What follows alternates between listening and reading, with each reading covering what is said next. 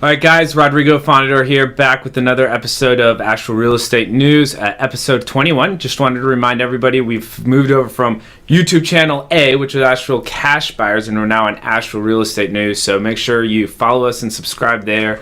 Check us out on iTunes. We're really excited about this episode.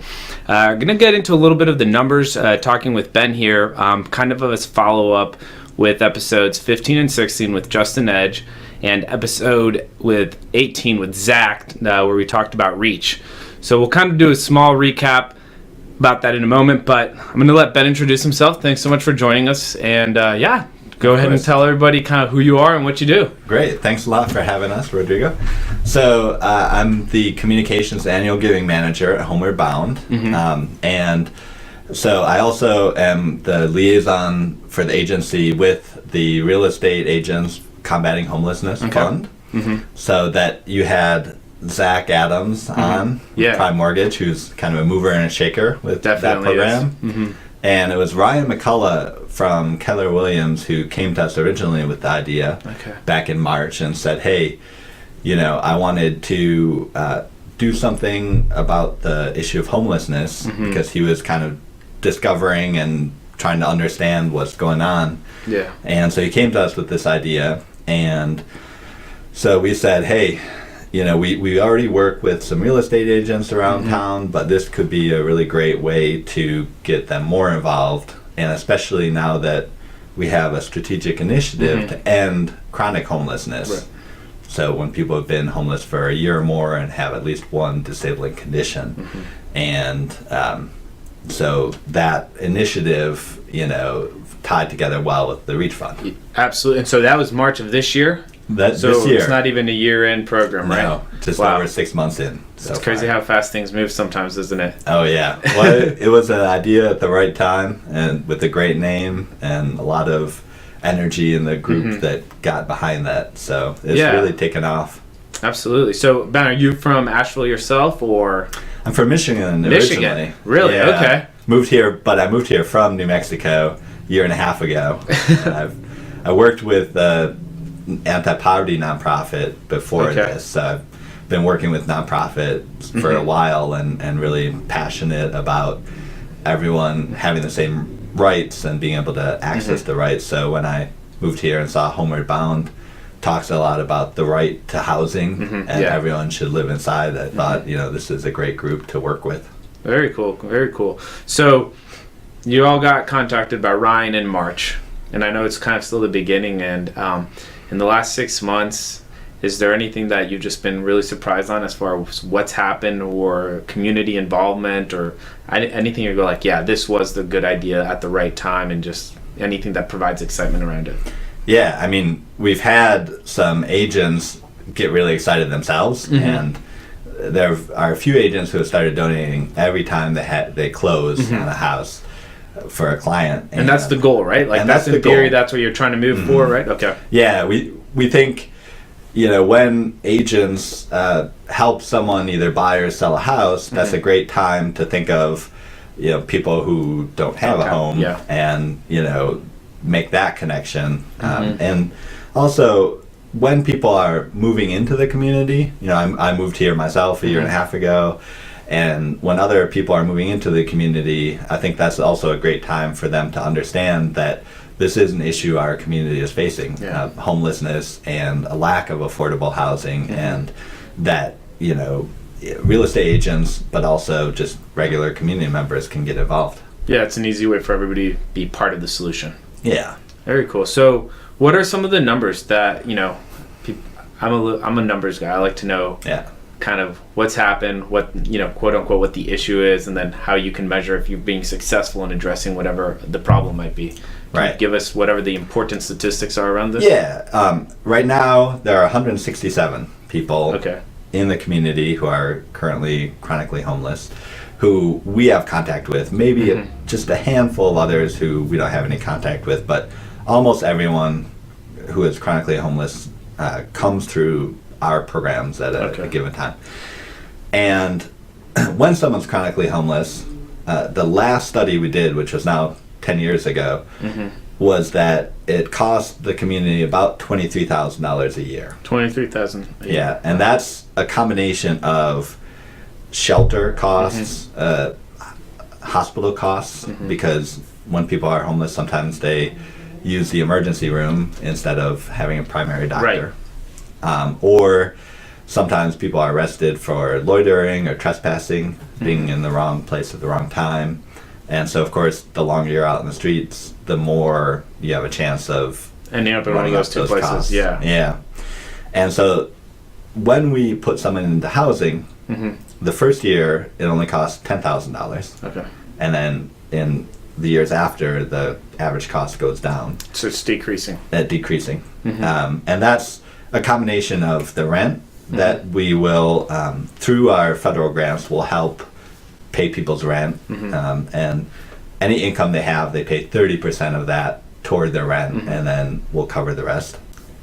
And also the case management, because we have case managers who will work with them to make sure that once someone who was homeless is now in housing, that they adjust to living indoors, having a neighbor, paying the rent, paying bills, the relationship with their landlord, all of that stuff.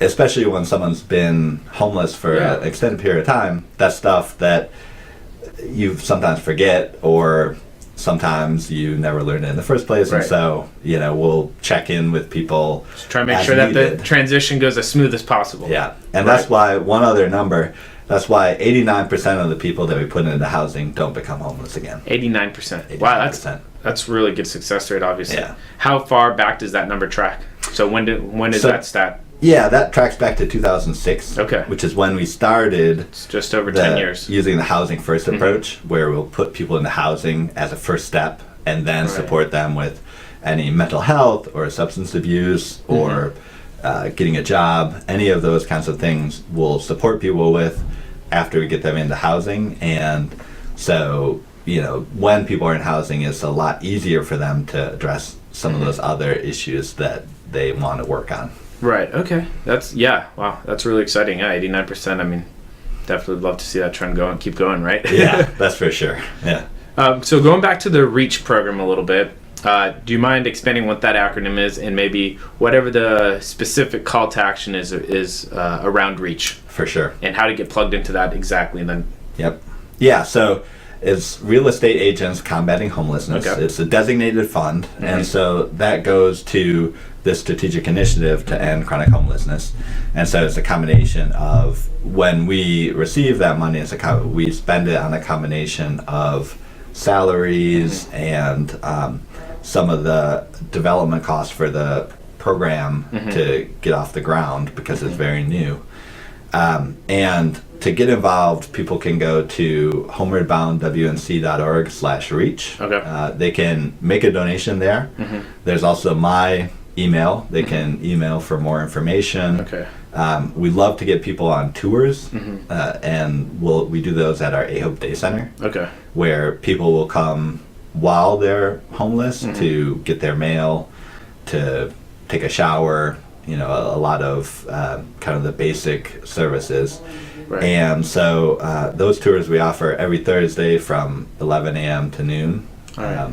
Do you need to RSVP? Or? Yeah, you need to let us know. So if we'll put up your email then, if that's okay. Yep. So if somebody's interested in doing that, then they can reach out to you via email? Yep. Okay. Yeah. Very cool. They can go on our website. Go on the website. Yep. And we'll provide that link as well. Great. And if you're a real estate agent and you're wanting to do the, with the commission check, you said that you have some agents who are doing every closing. They're How is that something that's through the website as well, or is there a different way to set that up?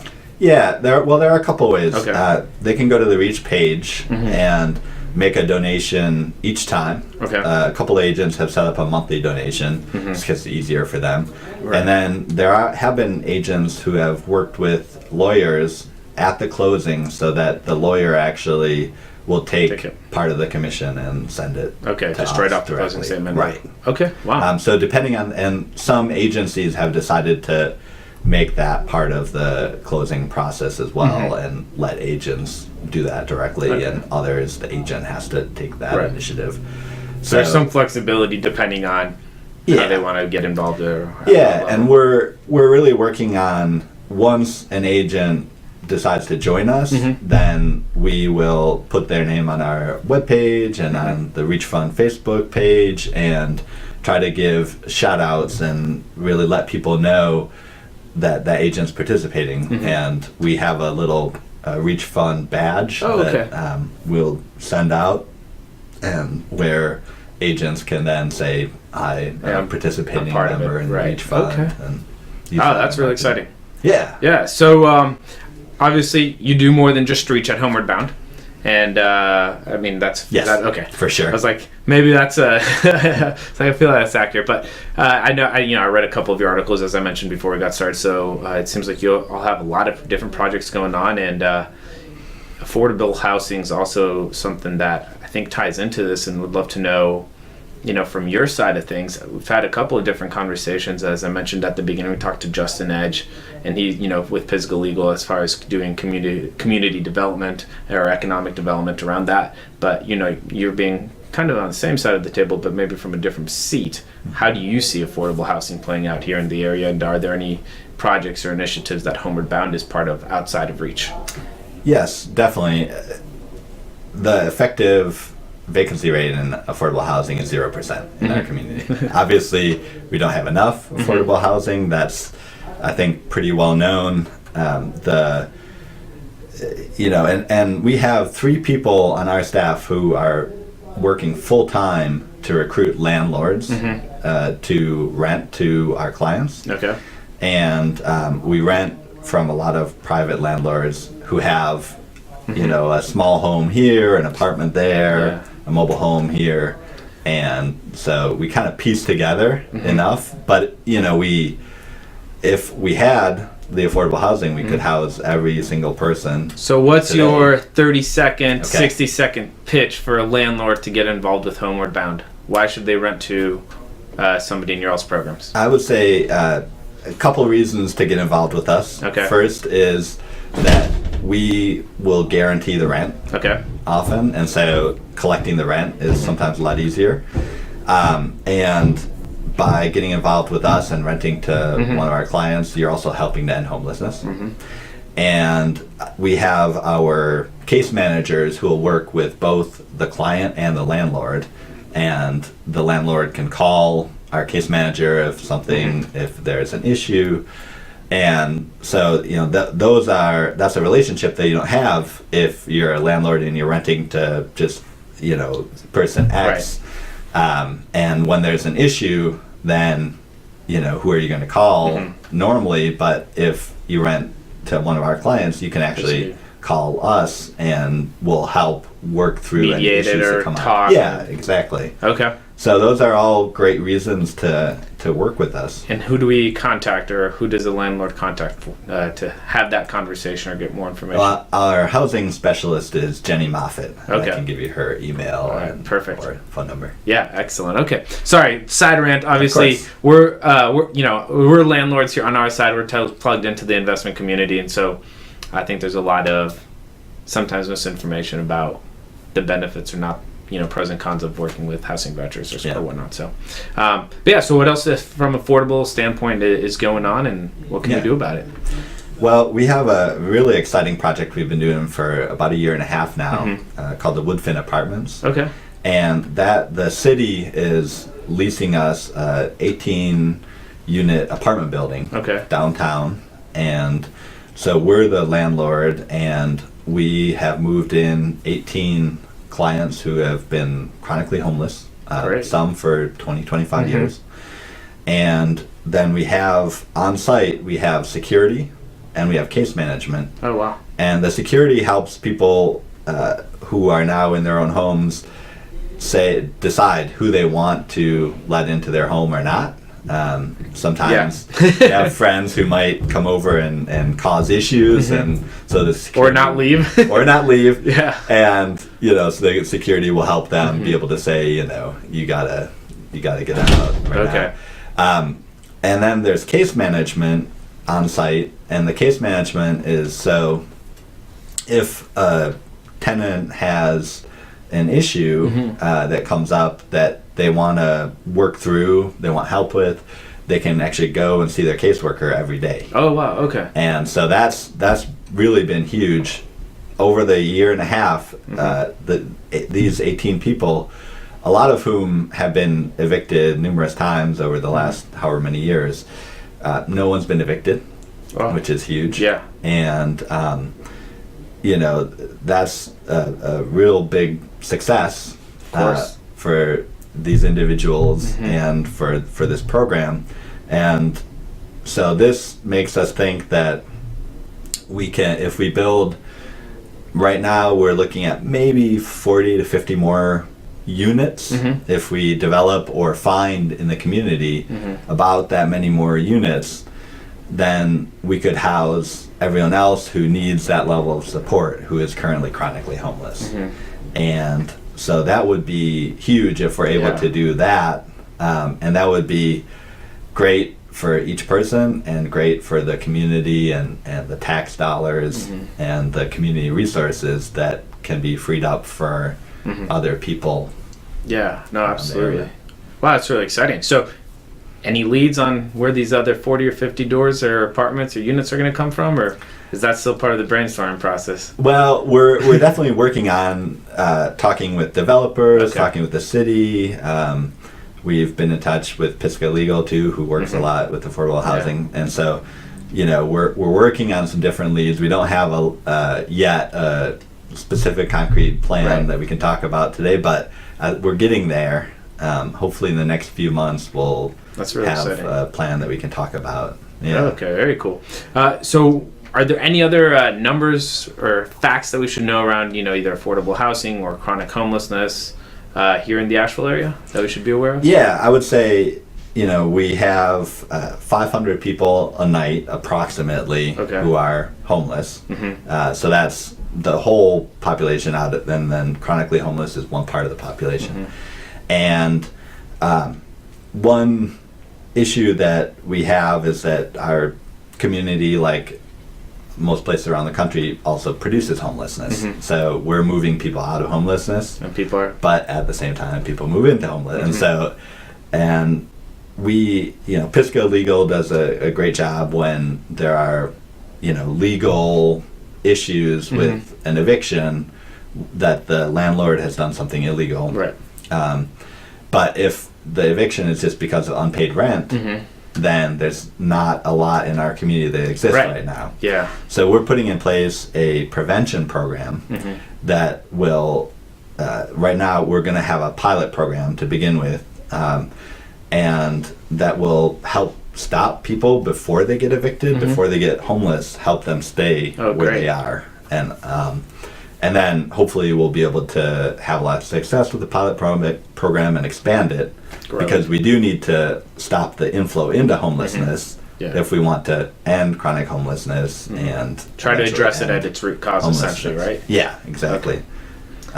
So I'm guessing a big part of that's affordable housing, right? So it kind of goes right back into that. But I think it seems like there's a lot of different definitions for what is affordable housing or workforce housing, and sometimes they're different, sometimes they're the same. At Homeward Bound, how do you all define it, or how do you look at what affordable housing is? Well, it's actually a definition that comes from the federal government that we use. Okay. And this is partly because we get the federal grants, and so they limit the amount that we can pay for rent each month from the grants. So this year, it's actually $660 for a one-bedroom, rent and utilities that we can pay that's affordable. And if we find a place at $700, we can make up that $40 difference with private funding. Right. But the federal government will only cover $660. So that's I believe that's 30% of the area median income. So you do the 30% AMI is where, so it needs to be at 30% or lower for it to be considered affordable housing. Right. Gotcha. Yeah, and of course, like you said, there's also affordable that's more for workforce, teachers, or Yeah. people who earn a little bit more, but it's still in this community not always affordable for them. True. Very true. And then for the people we work with, a lot of times people won't have a job, but surprisingly, I would say, between a third and a half to the people, even while they're homeless, either have a job or are actively looking. So that's one thing that's good. Underestimated, is that a lot of people who are, working even full-time jobs sometimes just can't afford housing. It's definitely, it's obviously a challenging aspect. That's why the city and the county, it seems like almost any institution or organization here has some sort of opinion or hand in trying to solve this issue or whatnot. So yeah. Well, Ben, thanks so much for coming on. Yeah, I think going back to everything you said, it seems like it'd be really good for people who are interested in either REACH or the homelessness or the affordable housing to do a tour, right? So do you mind, just before we sign off today, just giving like a quick summary of what happens on the tours and what they can expect from that? Yeah, for sure. We do our tour at our A Hope Day Center. Right.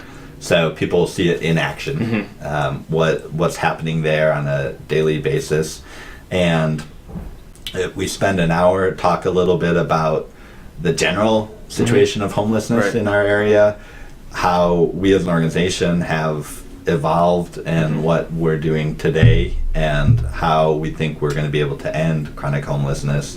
And we talk about different ways people can get involved, whether that's volunteering, donating gently used furniture and household items to help furnish a home for someone moving out of homelessness. So we'll talk about all of those aspects and actually walk through A Hope and meet some of the people who are there and see the different services that people access there. And it's really answers a lot of questions, I think, and is motivating for a lot of people to take that next step. Very cool. Awesome, Ben. Well, once again, thanks so much for coming on. And for everybody out there who's listening or watching, thanks for tuning in. Episode 21. Follow us on Instagram, Facebook, check us out, YouTube, iTunes, etc. Let us know if you have any questions. We can do a follow-up interview if that'd be helpful. Or, don't forget to get in touch with Ben if you want to do the walkthrough on Thursday or to get more information. Thanks, Ben. Thank you very much, Rodrigo. Absolutely. Yeah. Have a good one.